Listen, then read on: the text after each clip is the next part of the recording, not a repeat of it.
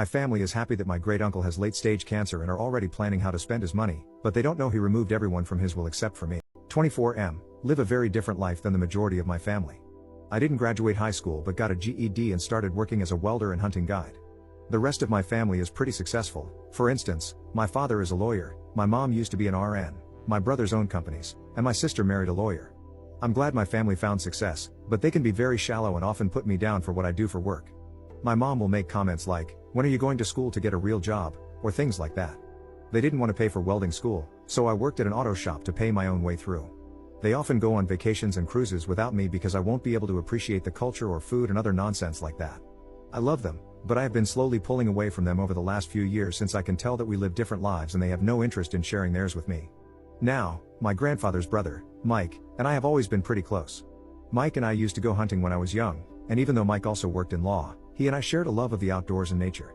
About a year ago, Mike was diagnosed with cancer and has quickly gone downhill in the last few months. I have taken a lot of time off work to care for him since he is my oldest relative, and no one else wants to take care of a frail, sick old man for some callous reason. His wife died 15 years ago, and he doesn't have any children. He recently asked me if taking care of him was hurting me financially, and I told him that I was cutting back on hours at work, but I loved him more than any of my other family members, so it was my pleasure to take care of him. The next time I visited him, he revealed that he was having his will changed and would be willing his hunting cabin. It's not really a cabin, it's a small single-family home with power and running water on 70+ acres, to me, along with about $100,000 to get it fixed up and start your life. He wants the rest of his estate to be liquidated and donated to different causes he was passionate about. Mike is actively dying now. He asked to be taken out of hospice so he can die at home with his dog, who will also be coming with me when he passes away. In his own home, my family was talking about how much money Mike has and how, when he dies, they want to convert his hunting cabin into a summer vacation home and fund a big memorial trip to Europe on his dime since we are his last remaining family, and they expect the majority of his wealth to be divided among us. They do not know that everything is being donated and that I am getting the house and some of his money. I know that if and when they find out about what Mike has so graciously done for me, they will tear me down and curse his name. I don't want to be around for the fallout. I plan to set aside some money for renovating the house for full-time use and start a small welding company someday. So, would I be wrong if I cut them out of my life as soon as Mike is gone? Seeing this new greedy side of them has soured me a lot, and I don't know if I can even stand being around them anymore, even though I know that Mike always said your family should be everything to you. First update 4 months later. I figured I might as well provide an update to my original post, so here it is. Mike passed away shortly after my last post. He died peacefully in his sleep. His last waking hours were spent with me, Maisie, and the nurse who was caring for him. He is buried next to his late wife. He lived a good life. Some of his last words to me were, "We had a pretty good run, didn't we?" The issue with the will was hilarious to me and served as a great pain reliever. Mike is always looking after me, even after his death, because watching the fallout in real time was like chicken soup for my grieving soul. Yes, Mike did leave the cabin and money to me. He also left me his guns, his dog and her belongings, his fishing poles and tackle, and a few mementos from over the years. He changed the will 3 years ago and simply never told me or anyone else in the family. He left various trinkets for other members of our family that were pretty on the nose. For instance, he left my father, who spent a long time complaining about the contractors doing work on the house, a bag of old hand tools.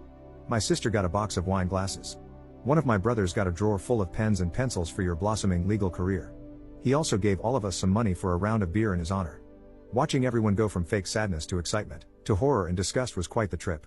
My mom kicked the pot of flowers outside the office so hard that she tipped it over. My father just stared out the window in silence for a really long time. My oldest brother held it together until we made it home, then started screaming and swearing about getting an effing box of pencils as a thank you for being part of his life. I have been moved from the disappointment son list to the crap list. As some of you noted, they weren't exactly angry about the cabin and the money Mike left me, but more so about his larger assets that were being liquidated and donated. That drove them completely insane. The main target of their anger was the primary organization that Mike willed the rest of his estate to, and other than an initial outburst and some snide comments, they seemed to take it in stride. I haven't spoken to them much since Mike's passing and the will issue. There are still matters that need to be worked out, and I was told it could take up to a year. The cabin has been locked up, and I've set up some cameras and a gate alarm. I'm moving in slowly, alternating between here and my apartment until my lease is up. It's definitely dated, and I'm currently working through renovations and repairs. Because my phone number is tied to my work, I didn't want to change it, so I opted to block everyone except my mother, in case something really bad happened. After a few days of her complaining and questioning why Mike left me something so nice, she quieted down. Last week, my mom began calling and texting me, claiming it was an emergency. I spoke with her on the phone, and, unsurprisingly, it was not an emergency. They want me to donate the cabin and land to my sister since she's thinking about starting a family and wants to raise her future children holistically. I told my mom that my sister and her husband have a double income and a lovely house in a completely different state from me, and if they wanted to move to the country, they were fully capable of doing so. However, I would not be giving them my land. She then suggested they buy it from me for $200,000, which is far, far less than it is worth. I said no. I got everything from being called a selfish prick to threats that if I don't support my sister's dreams of raising her kids in the countryside, I'll be dead to her. They even said Mike would want me to give the cabin and land over, and they told me, "See if we ever do anything for you again, you entitled prick." I feel like hearing those things should have been harder, but it just feels like they're trying to pressure me into giving up what my great uncle willed to me, which made me angry rather than sad. My sister also got on the phone to cry and say it was her and her husband's dream to raise their kids specifically on Mike's land. I did feel bad saying no to her at that moment, but in hindsight, she's never mentioned this before, so maybe it's a new development.